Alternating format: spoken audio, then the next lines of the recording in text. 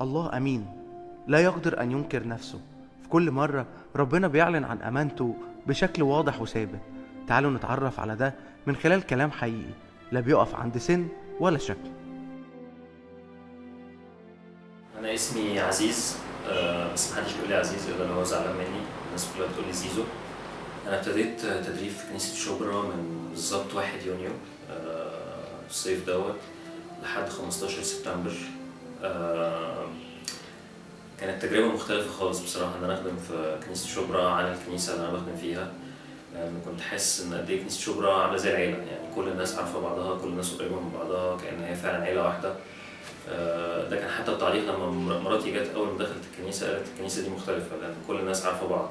أكتر حاجة لاحظتها في كنيسة شبرا إن معظم أعضاء كنيسة شبرا معتبرين ده بيتهم فعلا، يعني بيجوا من الصبح لحد بالليل، بالذات شباب ثانوي وجامعة وإعدادي هم معتبرين ده البيت بتاعهم، إن هم جزء من الكنيسة دي. فخلال فترة التدريب بصراحة أكتر حاجة لمستني حاجتين في سنين بعاد عن بعض خالص.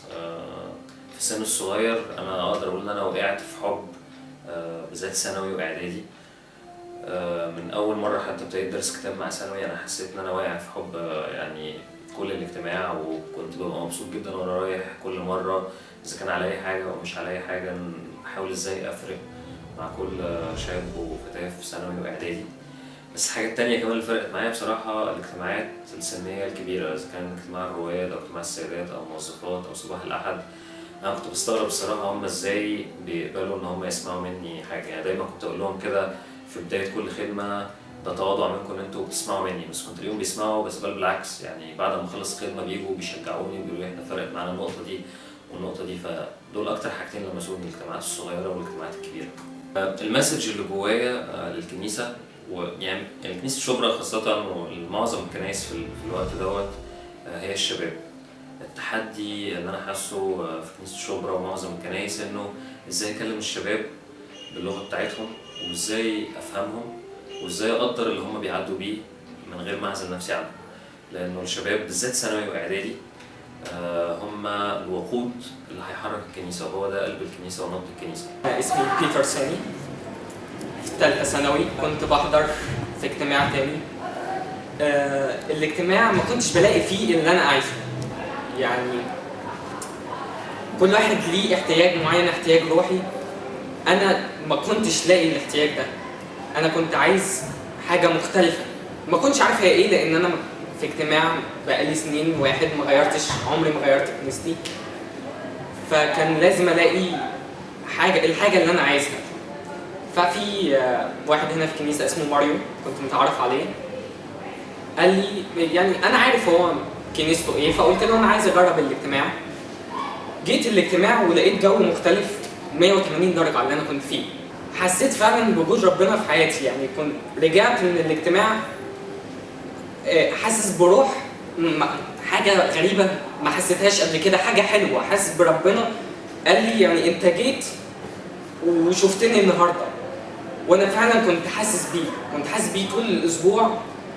بعديها من ساعة ما حضرت الاجتماع طول الاسبوع بعد كده فعلا كنت حاسس بربنا في حياتي.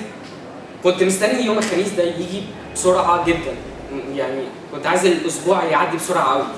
الاجتماع انا بالنسبة لي اكتر من رائع. الاجتماع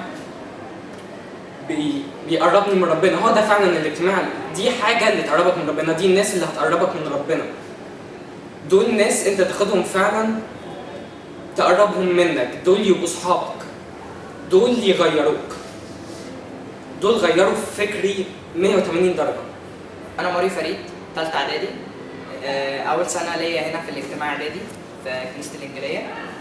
أنا كان واحد صاحبي قال لي إن هنا حلوة الإنجيلية واجتماعاتها جميلة، بس فأنا قلت أروح أجرب، فرحت وجربت حضرت. كان الاجتماع بصراحة فظيع، حلو جدا، والخدمة كانت بتفرق معايا جدا، وأنا كنت مبسوط جدا إن أنا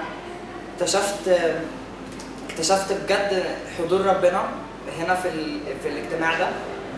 أنا بجد فرق معايا قوي إن أنا جيت هنا للكنيسة، وبجد فرق معايا قوي الناس اللي هنا كنا يعتبر أسرة مع بعض. كنا بنعمل كل حاجة مع بعض، كنا بناكل، بنصلي، بنرنم. كانت الروح جميلة جدا. أنا بشكر كل حد تعب معانا في الاجتماع وتعب في الخدمة.